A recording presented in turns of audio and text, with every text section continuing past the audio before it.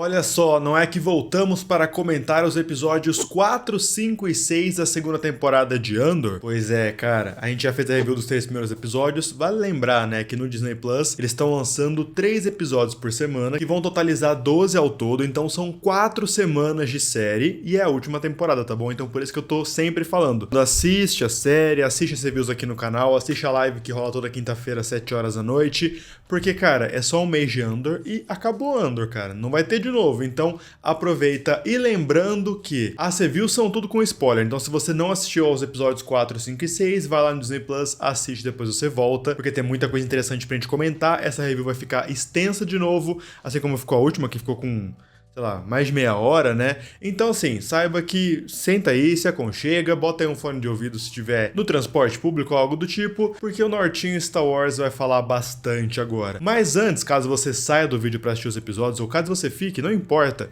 deixa um like, tá bom? Fortalece muito o meu trampo. Estamos na meta aqui no canal de bater 200 mil inscritos. Se puder ajudar, cara, compartilhando, se inscrevendo, obviamente, mas compartilhando, mandando pra galera, ajuda muito mesmo. O canal entrou num platô, assim, que não tá recebendo mais muitos inscritos, não sei porquê. Então, se puder ajudar, por favor, compartilha pra geral. Vamos pros episódios, então? Andor, episódios 4, 5 e 6, que foram roteirizados por ninguém mais, ninguém menos, pelo Bill Willmon, ou Bill Willmon, como você quiser pronunciar. Você lembra dele, cara, lá do arco de Narquina, lembra a primeira temporada? O arco da prisão? Então, ele escreveu esse arco, que pra muitos é o melhor da primeira temporada, acredito que pra mim seja também, mas não só isso, fiquem de olho nesse cara, que escreveu esses 3 episódios que a gente vai comentar aqui agora, porque ele é um dos caras que vai coescrever o filme do James Mangold de Star Wars.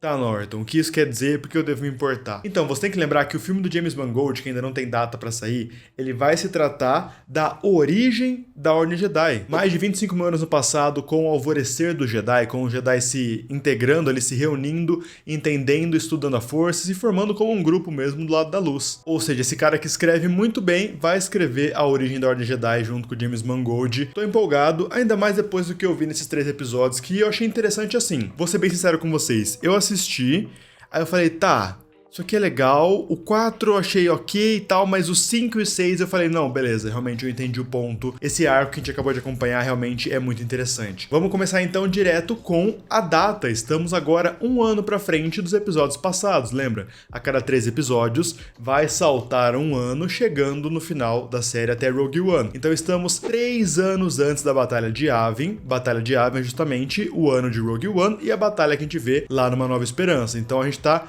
3 anos pra trás pra chegar no ano 0, entendeu? Ou seja, estamos cada vez mais próximos dos filmes Rogue One e Uma Nova Esperança, o que me deixa muito esperançoso porque a gente tá vendo a Aliança Rebelde chegando até o seu limite. Assim como eu fiz na primeira review dos 3 primeiros episódios, eu vou separar essa review aqui em arcos, tá bom? Eu vou comentar os 3 episódios juntos, porque eles foram lançados juntos, então eu sempre faço a review em cima do jeito que ele é lançado, porque eu acho que a Disney e a Lucasfilm, quando eles optaram principalmente por lançar os 3 episódios juntos, eles querem que a gente acompanhe esse arco de 3 episódios. Então eu vou comentar do jeito que foi proposto a exibição, entende? Eu quero começar então com o arco que é mais tranquilo até agora de comentar na minha visão, que é o arco do Cyril com a Dedra. Lembra que a gente viu no episódio passado, nos 3 episódios passados na verdade, que a Dedra foi encarregada de fazer ali a visão da galera mudar sobre Gorman, principalmente cuidar para eles conseguirem manchar Gorman, para o Império tomar Gorman e conseguir perfurar o planeta e encontrar o minério calcita sem que a galáxia reclame. Vale lembrar mais uma vez que a gente tá um ano depois. Então,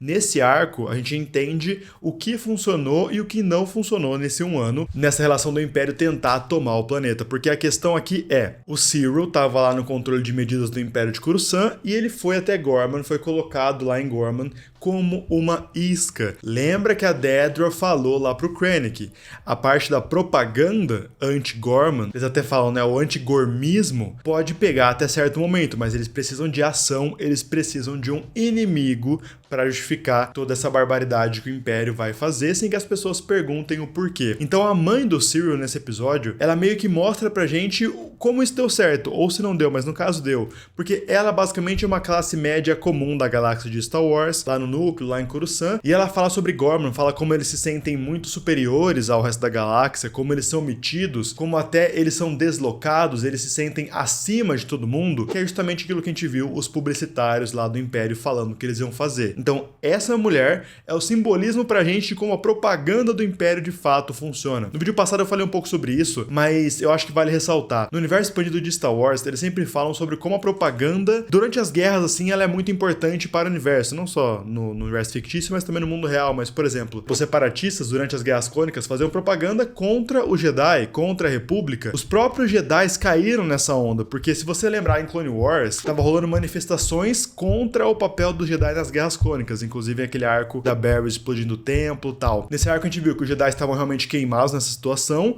mas que a propaganda anti-Jedi separatista, e também faz essa colocação dos Jedi como militares e não como guardiões da paz, de fato colou. A Ordem Jedi sofreu com isso, tanto que o Palpatine foi lá e falou que sofreu um golpe, tentativa de golpe, na verdade, do Mace Windu, tal da Ordem Jedi. A galera acreditou, porque eles estavam há anos, as guerras clônicas duraram ali mais ou menos 3 anos e meio, eles estão há 3 anos e meio ouvindo propagandas contra a Ordem Jedi e também vendo que os Jedi realmente de fato estavam na guerra. Então esse é o poder da propaganda nesse período, principalmente em Star Wars. Então quando a gente olha isso para o período imperial, isso é muito mais fácil de fazer, porque é literalmente o governo da galáxia falando pra você ir contra aquele povo. Ah, mas aquele povo não fez nada então, mas na verdade fez sim, na verdade tem uma coisinha ali, na verdade eles produzem a roupa, então eles acham que todo mundo se veste mal, sabe esse tipo de coisa? E de fato cola, parece bobo, mas no intervalo de 1 ano, se essa coisa é repetida milhões e milhões de vezes na televisão da galáxia, de fato a galera acreditaria. Inclusive tem uma coisa interessante que a mãe do Cyril fala, que eu não vi muita gente falando sobre isso, que ela fala assim, o que os Gormans fazem é tirar sarro do Palpatine. Esse é o ponto, gente, vamos lembrar que o Palpatine, mesmo no período imperial, a gente tá bem próximo ali de Uma Nova Esperança, tá? O Império existe já faz tempo, já faz mais de uma década, o Palpatine ainda era visto, e a propaganda do Império fazia questão de ficar batendo nessa tecla, como um cara que salvou a galáxia, porque foi no governo do Palpatine como chanceler que a República venceu os separatistas e também se fortaleceu, se tornou um governo mais forte, salvando todo mundo e acabando inclusive com os traidores Jedi. Então esse cara tem um motivo do porquê ele é o grande imperador. Não é só pelo medo e pela bota da ditadura do Império esmagando a galera, mas também tem, principalmente nessa classe de Coruscant, que é mais privilegiada, o Palpatine tem um certo prestígio. A propaganda do Império também faz a questão de mostrar isso. Por exemplo, lá em Rebels, a gente descobre que todo dia do aniversário do Império tem o Dia do Império, que é um grande desfile pela galáxia, que acontece em vários planetas ao mesmo tempo, onde eles celebram a criação do Império, o aniversário do Império e tal, com uma passeata, com várias pessoas e vários veículos. Nesse dia passam propagandas do Palpatine lá falando sobre os separatistas, falando sobre criar o Império, sobre como eles derrotaram os inimigos separatistas que estavam acabando com a galáxia, trazendo medo pra galáxia, entende? A propaganda em si incentivava essa adoração, porque senão o Imperador não parava em pé, no sentido de popularidade. Então o Cyril foi pra Gorman, mais precisamente em Palmo, que é a cidade capital. A gente sabe que Star Wars sempre tem uma cidade, uma praça, sempre uma coisa só, mas o plano do Império está em ação. Opa, peraí. Tem pombas em Star Wars. Fica aí o novo adendo ao cânone, tá? Isso é importantíssimo. Star Wars não tá tão distante da gente assim não, hein? Apesar que são pombas grandes ali, mas eu já vi umas dessas também lá na Praça da Sé.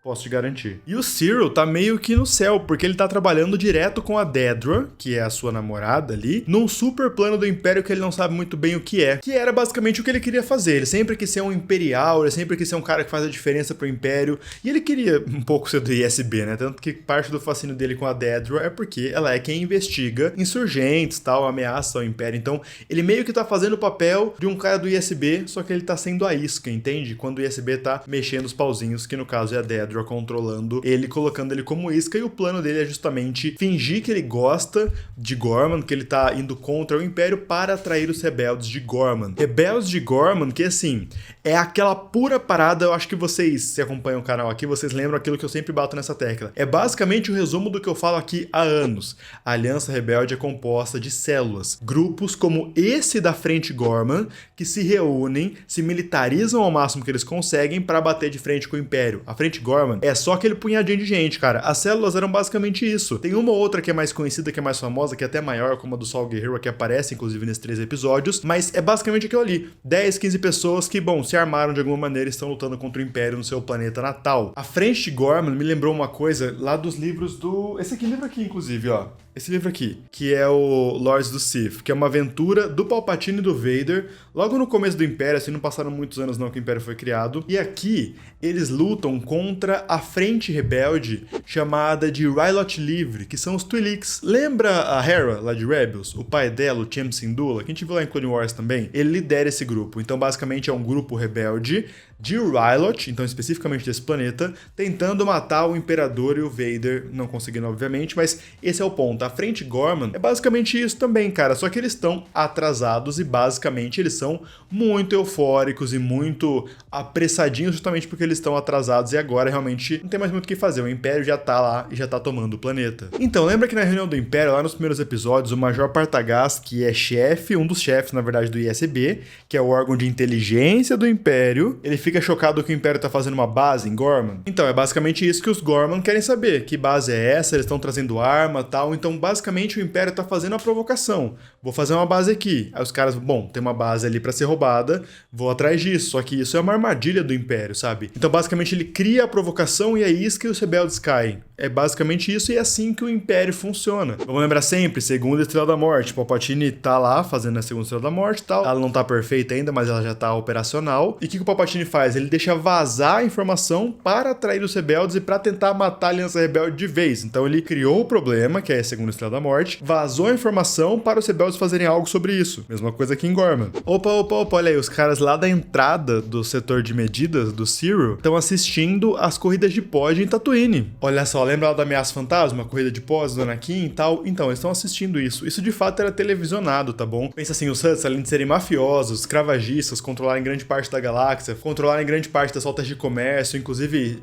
traficarem drogas pela galáxia inteira, eles também gostavam de grandes atrações e transmitiam isso e comandavam o mercado de apostas, como por exemplo a corrida de Bon Taiv, que é justamente a corrida da Ameaça Fantasma em Tatooine, que olha só que interessante, deixa eu fazer um outro gancho. Aqui no canal a gente tá fazendo a cobertura das HQs do Kylo Ren. Tá saindo uma fase nova de HQs do Kylo Ren nos Estados Unidos e todo mês que sai uma edição a gente lê aqui no canal e é basicamente uma aventura do Kylo Ren entre os últimos Jedi e a Ascensão Skywalker, tentando refazer os passos de Vader, entender melhor quem era Anakin Skywalker e ele vai até Tatooine, e não só isso, a gente descobre que o Anakin foi o único humano, que tem lá uma parede ali com os ganhadores, o Anakin foi o único humano que ganhou a corrida de Bon Taiv, olha só. Mas aí eu tô esticando muito, né? Foi mal, vamos voltar pro episódio.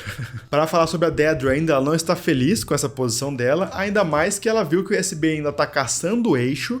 Vamos lembrar que o Eixo é esse grupo rebelde que ela tá no encalço, e basicamente ela tá falando do Luthen e do Cassian. Só que olha só, a gente descobre também pelo ISB que os insurgentes estão estourando aos montes. Quem fala isso pra gente é o contato do Luthen, que é o supervisor Jung. O Partagaz fala que o Yularen e o Palpatine vão discutir sobre a ampliação do processo de admissão para aumentar realmente os poderes do ISB e o dinheiro e como eles vão trabalhar melhor com essa quantidade de gente sendo presa. Segura essa informação, é interessante, ó. O Yularen aparece um pouquinho na primeira temporada de Andor, ele é o chefe do ISB. Ele é o cara que comanda o ISB por completo.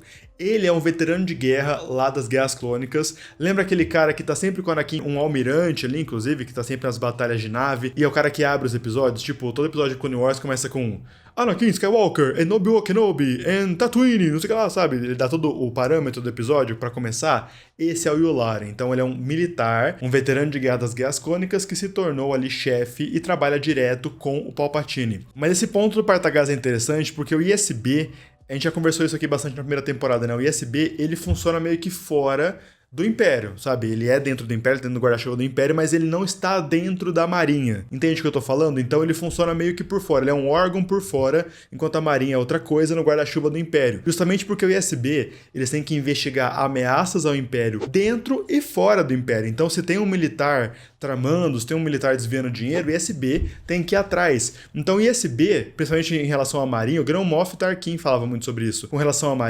Marinha Imperial, o exército do Império, eles ficavam bravos que o USB tinha muito recurso, que eles tinham livre acesso a tudo, que as patentes eram diferentes, eles recebiam mais dinheiro porque eles eram realmente essa rede de proteção. Então o que o Partagaz está falando aqui pra gente é que esse dinheiro vai aumentar porque o trabalho do ISB tá aumentando porque eles estão prendendo mais gente. Isso não quer dizer exatamente que são mais insurgentes, mais rebeldes, mas também pode ser que queira dizer isso. Mas eles estão prendendo mais gente, pode ser que a régua tenha baixado também, tipo, qualquer coisa é um ato de rebeldia, mas pode ser também que o número de rebeldes tenha aumentado, que eu acho que é uma coisa mais essa lógica. Ainda falando sobre Gorman, é legal que eles falam que é legal, entre aspas, né? Que o Tarkin, ele matou 500 Gormans ali perto na praça, que eles estavam se manifestando há 16 anos atrás. 16 anos atrás, nós estamos, sei lá, no ano 2 do Império, mais ou menos, e o Moff Tarkin queria estacionar a sua nave e ele atirou de cima, tipo, com uma nave gigante mesmo, sabe? Um destroyer, matando 500 Gormans que estavam se manifestando. E é legal o Tony Gilroy ter trazido isso, principalmente porque isso veio direto do Legends. Esse era o massacre de Gorman que tinha no Legends. O que a gente sabia é, Mon Mothma se revolta com o massacre de Gorman, que foi o Tarkin atirando da nave dele no chão de Gorman mesmo, matando uma galera, e depois ela vira uma rebelde de maneira pública, né? Então agora a gente tá vendo que eles trouxeram isso um pouco pra trás, essa manifestação de fato rolou, mas foi durante ali, os primeiros anos do Império, quando justamente o Império estava lidando com muitos planetas insurgentes. Na segunda fase de HQs do Vader, que é aquela do Charlie Soule, que se passa justamente nos primeiros anos do Império, o Vader tem que lidar, por exemplo, com o Mon Cala. Sabe, os Mon Calamari, tipo o Rados, o Akbar? O planeta Mon Cala, ele estava resistente ao Império, inclusive ele acaba sendo uma certa insurgência inicial logo nos primeiros anos. Então eu acho que Gorman foi uma coisa mais ou menos assim. Alguns planetas não queriam entrar no Império, porque acabou de sair das Guerras Clônicas. O Tarkin chegou lá e falou assim, mano, vocês vão entrar assim, pronto, acabou. E bom, todo o arco dos rebeldes de Gorman é esse, né? Eles vão roubar as armas do Império, que o Cyril marcou pra eles ali, pra armar o grupo mesmo, pra eles de fato aparecerem uma ameaça ao Império quando o Império for publicar. E como eles são impacientes e novatos, como o próprio Cassian fala, eles acabam ferrando todo o plano. Inclusive, a nossa amiga Cinta vai de arrasta, saudades eternas, Cinta, grande personagem. E é muito triste que isso tenha acontecido agora que ela e a Vel se reencontraram, porque elas estavam há mais de um ano sem se ver. Porque a gente viu que elas se viram lá no terceiro episódio, que foi um ano atrás. Ou seja, o casal não teve nem tempo pra se conectar de novo direito, não vou perdoar isso. Finalmente, o arco do Cassian e da Bix tá junto, porque eles passaram os 3 episódios separados, os 3 episódios iniciais. Mas agora eles estão juntos e basicamente lidando com a mesma situação. Eles estão em Coruscant, num apartamento ali que é de fachada do Luthen, é um esconderijo, e é muito inteligente por parte do Luthen se esconder em Coruscant, porque Coruscant é uma grande cidade, o planeta inteiro é uma cidade, tá, nesse caso. E ele tem níveis, e os níveis vão ficando cada vez mais obscuros e cada vez mais fácil de você se perder e ter bandidagem e tudo mais, como a gente viu em Clone Wars, inclusive. Mas o arco da Bix é de pontas soltas, ela está atormentada pelo fantasma do Dr. Gorst, que nós vimos também lá nos 3 primeiros episódios, e ela precisa resolver esse negócio antes de voltar pra luta. Todo o confronto dela com o Cassian nesse momento ela está extremamente afetada pela tortura que ela sofreu, pelo abuso sexual ali que quase fizeram nela, que ela teve que lutar muito pra sobreviver. Um ano se passou, mas ela ainda está atormentada e tendo pesadelos. Enquanto isso, o Cassian está querendo levar todo esse pesadelo, esse problema emocional, não sei se é um problema emocional, mas esse medo que ela tem, ele tá querendo levar isso nas costas, e ele tá ficando num nível paranoico, tanto que ela fala que ele matou um soldado, ele matou um trooper só porque ele viu o rosto dela. E o Cassian fala que de fato ele fez e que ele não fez nada de errado com isso, mostrando que essa luta rebelde, principalmente do Cassian, que é basicamente um espião, é uma coisa paranoica, porque eles não sabem, inclusive como eles estão em Coruscant, porque é um bom lugar para esconder, mas ainda é a capital do Império. Como eles estão dentro da capital do Império, sentadinho ali no colinho do Imperador, eles podem ser pegos a qualquer momento. Só que o Cassian tá over the top ali, ele tá se passando muito. Tem uma coisa interessante nessa comunicação entre eles, que me lembrou um pouco Luthen e Mon Mothma nos 3 primeiros episódios, porque tem uma hora que a Bix fala assim, eu não preciso ser protegida por você. E o Cassian fala, mas eu preciso te proteger, que é uma coisa meio parecida lá, mas lá a Mon Mothma não tem muita fala. Aqui a Bix fala, não, eu não quero ser protegida, eu não sou sua mãe, eu não sou sua irmã, eu tô aqui com você e eu quero também lutar contra o Império, não precisa fazer tudo por mim. E esse é o ponto. Essa virada da Bix, inclusive com ela matando o Dr. Gorst lá no final do terceiro episódio, de fato cumprindo essa vingança e matando essa ameaça fantasma que assolava ali sua mente, é uma coisa assim, cara, eu já me ferrei muito. Então, se a gente vai ficar nessa guerra mesmo, como a gente já tá todos esses anos, eu vou ganhar. Eu quero ganhar. Tipo, eu tô sacrificando muito. Que entra naquilo que o Luthen fala na primeira temporada e que ele volta a falar nesse episódio. Eu preciso ganhar isso. Eu preciso que isso tenha um fim. O Luthen fala isso lá pro informante dele do ISB. Cara, isso precisa ser um fim de jogo. Precisa chegar logo no fim de jogo, porque as coisas estão se afunilando. O Cassian fala, é uma guerra que as pessoas não sabem, mas quem está envolvido nessa guerra silenciosa sabe que as coisas estão se fechando. Tudo tá ficando muito mais intenso, as mortes estão cada vez mais frequentes, e a Aliança Rebelde precisa se estruturar logo para bater de frente com o Império como um exército. Todo mundo sabe que isso tá chegando, o Cassian tá cada vez mais maluco, e a Bix fala, não, se a gente vai ficar nessa, eu quero pelo menos que a gente vença. Tipo, estamos fazendo muitos sacrifícios, então pelo menos que a gente consiga ganhar. E é uma coisa que eu acho que o Cassian não tinha pensado, tá? Tipo, não que ele não tinha pensado que ele quer ganhar, mas que a Biggs meio que deu estoque pra ele. Mano, a gente precisa chegar a isso até o final. A gente precisa levar isso até o final, acabar com isso logo. Antes de falar do meu arco favorito desses 3 episódios, que foi o arco da Momotima, eu vou falar sobre o meu segundo arco favorito, que é o arco do Saul Guerrero. Eu amo esse personagem, eu amo o quanto ele é maluco, doidão, e eu amo quando eles deixam o Forest Whitaker, que é o ator, né, que faz o Sol, mano, brilhar. Porque esse cara é o Saul Guerrero, não tem como. E esse cara, ele dá medo, cara. O Saul Guerrero, ele é um cara que quando ele entra, até porque ele é meio robôzão, assim, ele é quase até meio Vader, assim, meio robôzão, com a respiração pesada. Mas quando ele entra no recinto, você sabe que vai dar ruim. É difícil, cara, ter um personagem que seja assim, que não seja o Vader ou o Palpatine, sabe? É que são coisas diferentes, mas tipo assim, o Saul Guerrero, não tô falando que ele vai matar todo mundo, mas quando ele entra em tela, tudo fica tenso pra mim. Fala, mano, qual é a loucura que ele vai fazer? Qual é a doideira que ele vai fazer? E de fato ele está doidão mais uma vez nessa participação,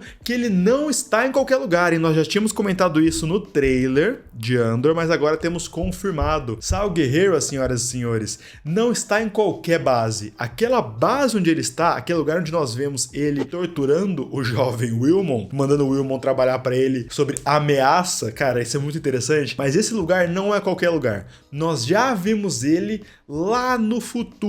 Estou falando que nós vimos ele lá no Despertar da Força. Basicamente, essa base é a base de Dakar, da Resistência, lá da Leia, lembra? É basicamente o mesmo lugar, porque nos guias visuais, principalmente no guia visual do Despertar da Força, na verdade mais no Ascensão Skywalker eles comentam, mas lá no Despertar da Força também já tá. Eles falam que Dakar é uma base da Aliança Rebelde, que foi deixada escondida, que depois a Leia reativou, porque justamente ela pegou os dados do pai dela sobre as bases espalhadas pela galáxia que o Império nunca soube, então as pessoas não sabem dessas bases. E aí temos Dakar, por exemplo, e também Ajan Kloss, que é a base, inclusive, lá do Ascensão Skywalker. Então não é só uma base rebelde, era uma base do Saul Guerrero, na verdade dos partidários do Sol. Uma coisa que é interessante sobre o Sol é que ele fala com o Wilmon sobre o passado dele em Onderon. O Sol é uma coisa muito importante de ressaltar também. O Sol, ele é lá de Clone Wars, tá? Ele é um dos únicos personagens ali, junto com a Momotima, inclusive, que eles vieram de outras mídias, que ele veio lá da Batalha de Onderon, onde os separatistas tomam o planeta, e aí vai lá o Anakin, a Ahsoka, ajudar os rebeldes de Onderon, um grupo rebelde em Onderon, lutar contra os separatistas. E no caso, tinha lá o Saul Guerrero e a irmã dele morre, inclusive, no final desse arco, e por isso que ele começa a ficar meio doidão. E aí, agora falando com o Wilmon, ele conta um pouco. Ele fala, cara, nas florestas de Onderon, nós éramos escravizados. E ele tá falando justamente lá das guerras clônicas. Vale lembrar que o Saul Guerrero, ele é o cara que tá lutando, e os partidários também, né, contra o Império desde o dia 1, porque ele não queria trocar uma opressão, que seriam separatistas, por outra, que seria a República e depois virou o Império. Ele quer Onderon livre, só que, bom, não rolou, e por isso que ele é um dos grupos rebeldes mais prolíferos, porque ele basicamente é um dos primeiros grupos rebeldes. O que o Wilmon tá minerando ali, tá refinando, na verdade, pro Saul Guerrero, é Rhydonium, que é basicamente um combustível de nave importantíssimo, altamente inflamável e, claro, perigoso, nocivo à saúde. E que sempre, em qualquer lugar de Star Wars, é motivo de conflito porque, afinal, é combustível, né? Durante as Guerras Clônicas, os separatistas tentaram invadir vários planetas para encontrar Rhydonium, como a gente viu lá em Clone Wars, aquele arco do Gregor sem memória em Clone Wars, sobre isso, inclusive. No jogo Star Wars Outlaws, que tem gameplay aqui no canal, inclusive, a gente descobre, por exemplo, que o cartel criminoso Clã Ashiga, lá de Kijimi, lembra de Kijimi, de Ascensão Skywalker? Eles estavam vendendo Rhydonium e as minas de Rhydonium para o Império. Ou seja, o que o Sol está fazendo é minerando, refinando, na verdade, combustível para seus caças, para o seu grupo, para os partidários. Só que ele tem toda aquela parada maluca dele com o Wilmon lá, vai, respira esse ar! E o Wilmon vai lá e fica doidão, porque esse é o Sol, cara. Eu acho que é a maior representação do que é esse personagem. É um cara que já perdeu tudo, inclusive perdeu a sua sanidade. Sabe? Ele perdeu a sanidade, perdeu a compaixão, ele perdeu tudo. Ele quer destruir o Império. Esse é o alvo a ser abatido, não importa quem estiver na frente. Então, cara, Rhydonium é tóxico, é um bagulho que entra no seu pulmão, explode seu pulmão. Tá, e aí? Você não tá aqui pra lutar? Ele tá lá gritando lá com o irmão, você não tá aqui pra lutar? Você não tá aqui pra fazer de tudo? Então, pô, se abre aí, cara, deixa o bagulho rolar. O que é um combustívelzinho entrando no seu nariz quando você tem que lutar contra a opressão imperial? Ele é meio que a deturpação disso tudo. Esse personagem, ele é incrível. A gente tem que lembrar, por exemplo, que o Cal Kestis lá de Fallen Order Survivor, ele tava trabalhando com o Saul Guerrero, porque esse cara é um líder rebelde, isso é muito interessante. Esse cara doidão, gritando com o moleque lá, cheirando combustível, é um dos líderes rebeldes. Não dá Aliança Rebelde, mas um líder rebelde, um dos mais prolíferos, inclusive. Agora sim, lembra que eu falei que tem coisas que eu não vou perdoar, como a morte da Cinta lá, a separação dela com a Vel, que pô, baita casal legal, mas realmente não vou perdoar isso. Mas tem uma coisa que eu não vou perdoar, de verdade. Na verdade, duas coisas. Primeiro, eu não vou perdoar você que não deixou o like. Peguei você no contrapé, hein?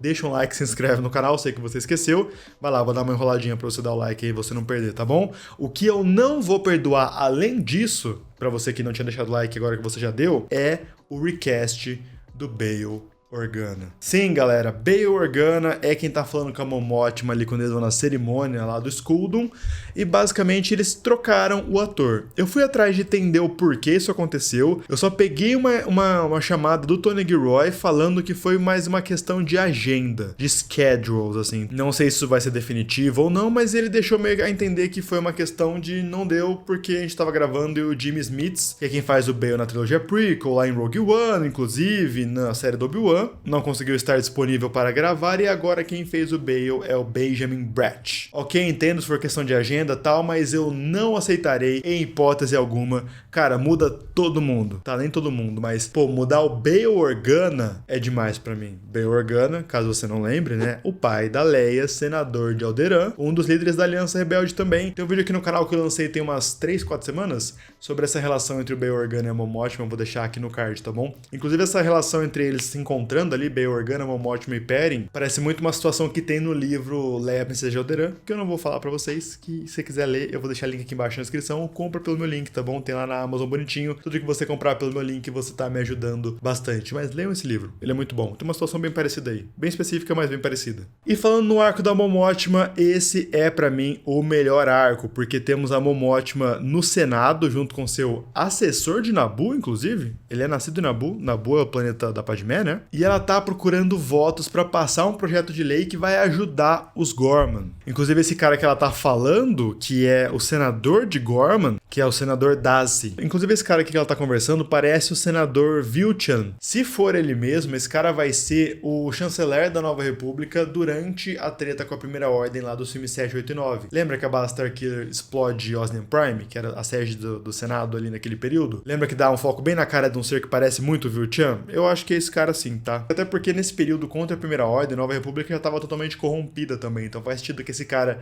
que não se aliou a Mon Mothma depois se torne chanceler, tô falando senador, né? Mas depois se torne chanceler quando a Mon Mothma não conseguir mais ser Suprema Chanceler porque ela vai se aposentar em algum momento. Enfim, a Mon Mothma fala sobre o aumento de prisões em Kaifu, Gorman e Tepazi. Tepazi é um dos planetas do núcleo, cara, bem importante inclusive porque é o lar da casa Taj, do grande general Cassio Taj e também da família Taj, que comanda parte do comércio da galáxia, porque eles têm a indústria Taj ou Tej, como você quiser pronunciar, basicamente faz tecnologia pra galáxia, inclusive pro Império. Mas olha só que interessante, todo esse arco da Mon Mothma falando com os senadores, o senador Dazzy, que é o senador de Gorman, e outros senadores também falam, mas especificamente eles falam assim, até anotei, existe um bloqueio em Gorman, então Gorman está bloqueada, está sofrendo sanções, inclusive de impostos por parte do Império. Vamos lembrar que a Ameaça Fantasma é basicamente assim que começa, né, com a Federação do Comércio fechando Naboo por causa de novos impostos da República, para chamar a atenção da República, claro que é uma manipulação do Palpatine, mas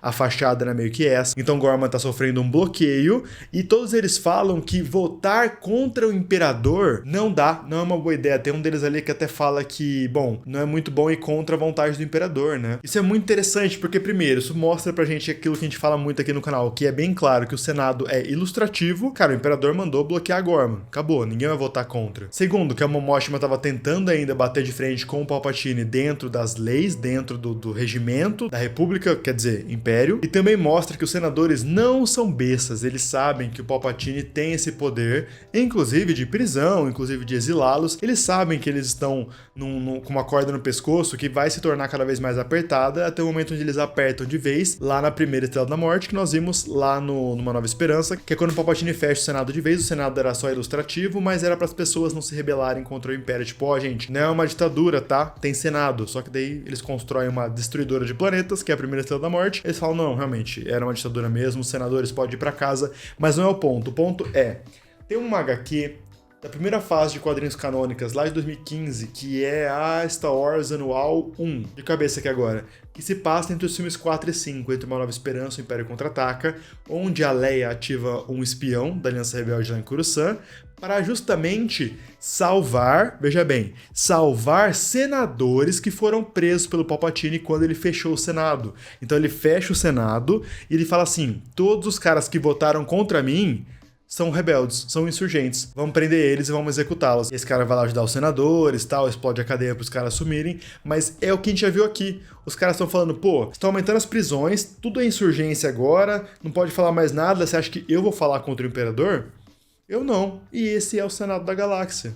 Muito interessante, cara. É um arco muito bom. Só pra não deixar passar, ó, nos minutos iniciais do episódio 5, dá pra ver que a gente tem ali a parte da coroa da Rainha de Naboo. Parece um pouco a coroa da Padmé, né? O adorno que ela tem na cabeça. Tem uma máscara ali da mesma espécie do Plo Koon. Não sei se é a máscara do Plo especificamente, mas é aquela máscara que os Keldor usam pra respirar. E falando em Galeria do Lutem, não posso deixar de mencionar que a Cleia brilhou muito nesse episódio, mostrando que ela colocou uma escuta lá numa obra do Skuldun, que estava dando essa festa. O Skuldun é esse cara, né? Esse banqueiro corrupto que ele quer estar ali com os imperiais e tal, porque é onde está o poder de verdade, chegando ao ponto do Krennic tá na festa dele. Inclusive tem uma coisa bem legal entre o Krennic e a Mon Mothma ali, onde ele fala, cara, o que é rebelde pra você é terrorista pra mim.